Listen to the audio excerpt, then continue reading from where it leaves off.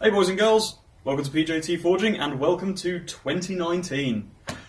Whew, can't believe that's gone so fast. Anyway, part 2 of building this leg vise. Building, restoring, repairing, something like that. Need to work on my intros. God, this thing is so cool! Oh, leg vise, I love you. I love you too, Phil. Huh?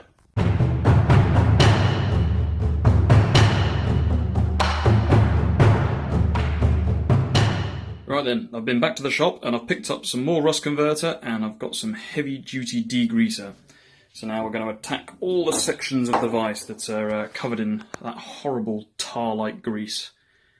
Right then, we've degreased all the parts like the eyes, the washer, the spindle, and I've just filled this screw box with the degreaser because I don't know what was inside it, but it's like tar, it's just grim. Oh, look at that. Sludge. Gross. Don't know, will you be able to see it now? I need to give that a rinse out and see what it looks like. Well, it could be better, but it could be a lot worse. Doesn't look... Let's try and get the light. Doesn't look too bad in there now. Cleaned up a lot from what it was. It'll do. It's good enough. So here's something I've not come across before on a screw box. You can see here there's very definitely two different shades of colour. You've got that sort of coppery brass and obviously the silver. Now the silver I would put money on is iron. It's magnetic, it's the right colour, it's the right weight, it's iron. The inside there, I wasn't entirely sure what was going on because it kind of looks like it runs all the way through, and if you look really closely at like each of the joins here, you can see that there's the same colour running throughout. Anyway, long story short, I checked on a forum and it turns out that a lot of these old screw boxes, they were brazed together, so what they've probably done is inserted like a steel or iron spiral and then brazed it in place with brass, I would imagine. So the question now is how to try and fix it. The simple answer would be to lop off the end and just weld on a bit of pipe, but I might just see if I can do something a bit fancier than that. So just using a simple piece of paper, I've traced around the section. This wraps around the pipe. And what I'm going to do is I'm going to cut this off and I'm going to try and template it onto the end of this. And I'm going to see if I can actually fit a specific shape rather than just lop it off and have a simple circle. Try and make it look a bit more organic and nice. Don't know, might be biting off more than I can chew, but I just figured it'd look cooler. Let's see what happens.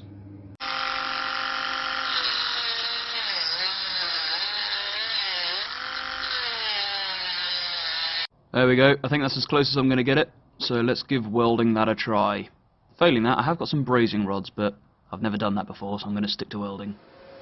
Now what I've got is these tiny itty bitty 1.6mm electrodes, because the iron here is only about maybe like 1.5 mm thick.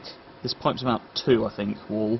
So looking online, I found some tips. The idea is you want to weld on as low an amperage as possible, so as obviously we're not blowing holes through this. And in order to do that, we preheat the electrode on the steel first, so that it's easier to go. Turn the amps right down. I'm going to try on about 40 to 50. And we're just going to see how this goes, because I've never done it before. So let's give it a try.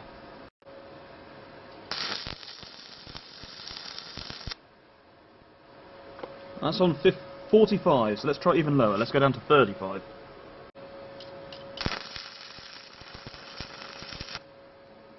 Right then, let's try this.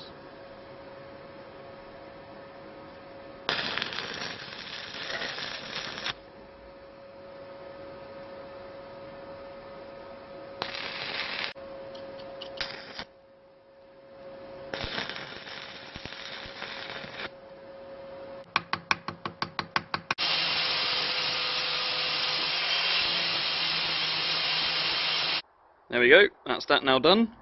It is not perfect, but do you know what?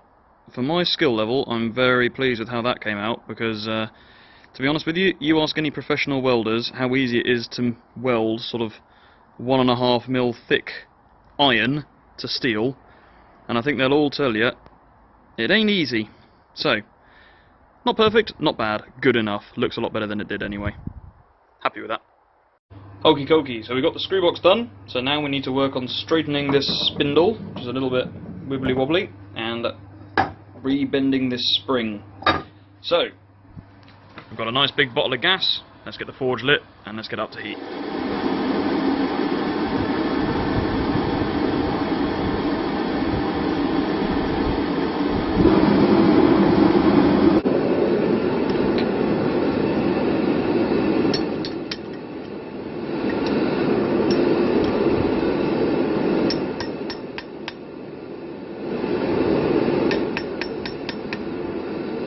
easy as that. Now straight.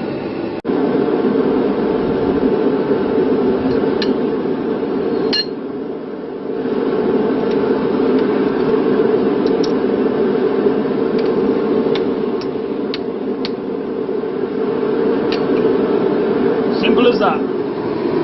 So whilst I've been forging the spindle handle shafts as well as the spring, I've had an idea for how I'm going to mount the bracket. I think I'm going to have a small plate in front holding the spring on, a small plate behind with a 90-degree bend in, and I'm going to bolt the two together, compressing the spring between them. The 90-degree bend will be to actually secure the bracket onto the post or the bench or whatever. So I'm heating up a piece of 6mm thick plate steel. It's not that thick, it's a lot thicker, but you can't see. Hang on, maybe if I... Let's see, if I can tweak the brightness, you can kind of get an idea of how big it is. That's what I'm going to be using for the bracket. So, first thing first is to put the 90-degree kink in.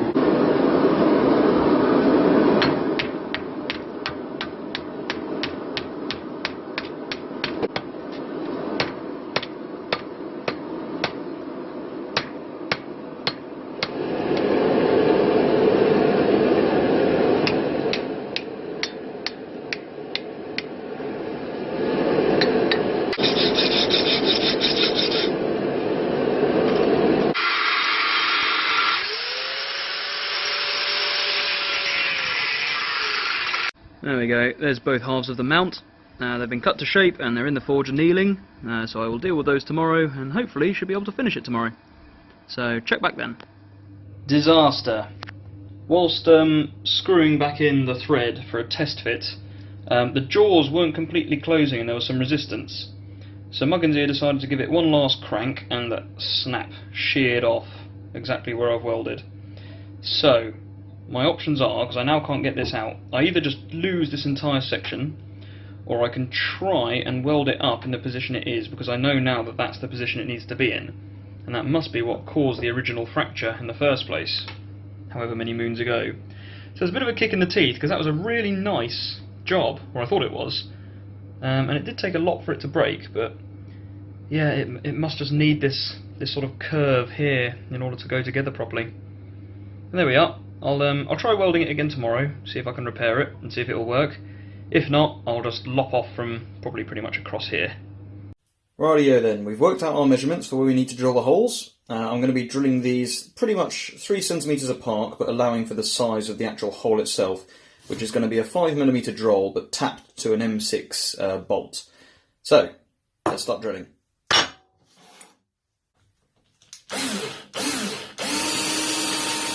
There we go, there's both parts done. Now, I've got to lop off across here, so angle grinder time.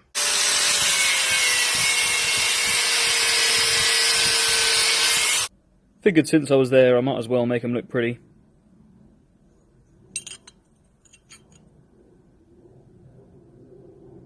Right, these are currently still in their annealed state, so first thing we need to do is stick them back in the forge and we need to quench them in order to get them hardened, and then we'll temper them.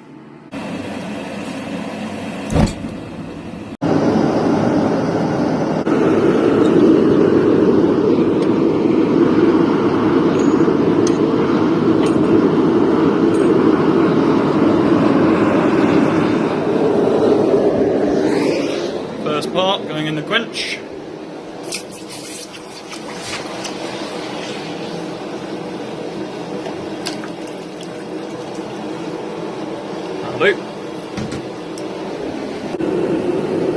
Right, we're applying the touch mark. Give that a brush. Make sure it's all still straight. And we'll go for the quench. There we go, both quenched. I'll give them a quick going over with the wire wheel and we'll see what we've come up with. Nice. Right, time to stick these in the oven, ready for tempering. Yeah, nice, clean oven. Be gone. 200 degrees for about an hour to 2.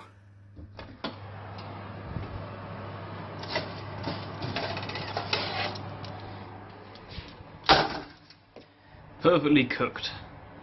Look at that beautiful gold temper. Absolutely spot on. My compliments to the chef. Oh God.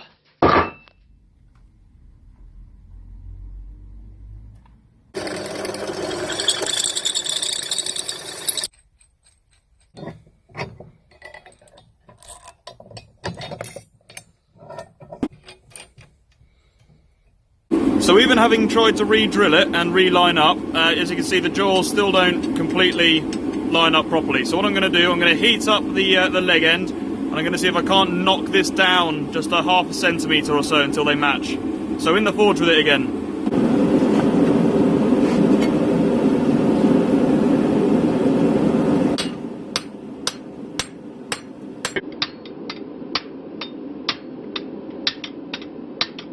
There we go, that's loads better.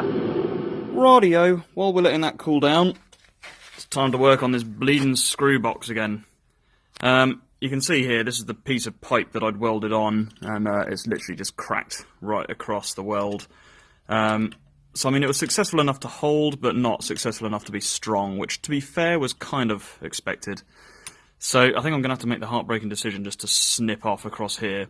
What I might do is just weld on a last little rim of the steel just to give the actual end some additional support, but it's not what I wanted to do, but needs must and all that.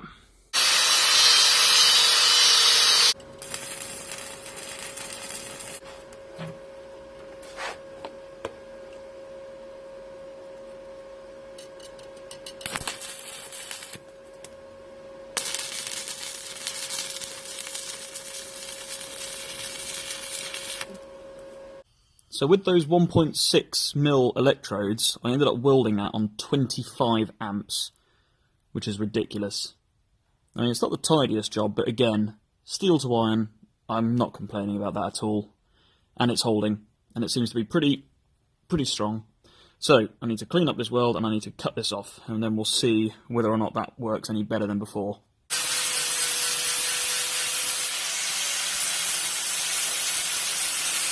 There we go. Screw box repair Mark II. So we'll give that a try, and hopefully this one doesn't crack. I've left it a little bit shorter deliberately, and like I say, you can see I've reinforced the end with that pipe rather than the iron.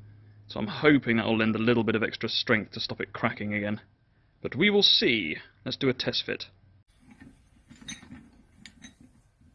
Please don't break, please don't break, please don't break, please don't break. That looks alright. That's not breaking. Awesome. That is spot on. Nice. Here we are. I think mechanically we're all done. So now the last step, we just need to give it a coat of the rust converter. And then it'll be a case of attaching the bracket, greasing the screw box, and we are done, I believe.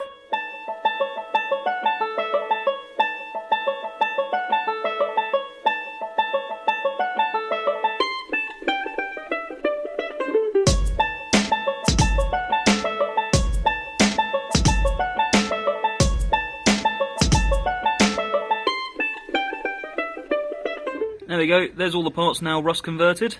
So what we'll do, we'll just leave that there for probably about an hour, and yeah, that's pretty much it. Then it'll be assembly time. Right then, now that the parts are pretty much dry, it's time to grease up both the pivot flange as well as the screw box, and then we'll assemble it up. So simple as, get a wad of this. Well, I say simple, if I can get the lid off. There we go. Get a wad of this, and we will just smear it everywhere on here. Nom nom nom nom nom. I know what you're thinking, and you're disgusting.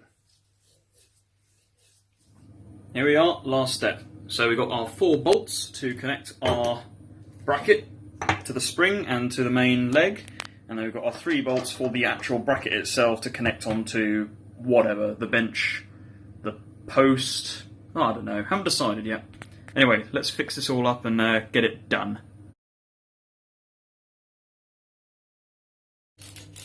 This is really awkward, but we're getting there. This is going to take a while, I think. But it should be really secure, which is good. Spring now working. These took a lot of screwing, but luckily if there's one thing I'm experienced in, it's screwing. And playing with minutes. Yay! There we go. All bolted in, looking good. Last step, I need to cut off the excess on these bolts here, because at the moment they're interfering with the jaw closing. Not much, but enough. And plus it just doesn't look good, so got to make it look tidy.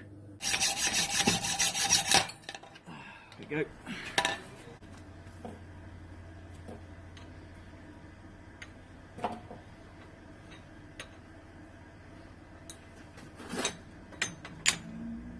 Nice.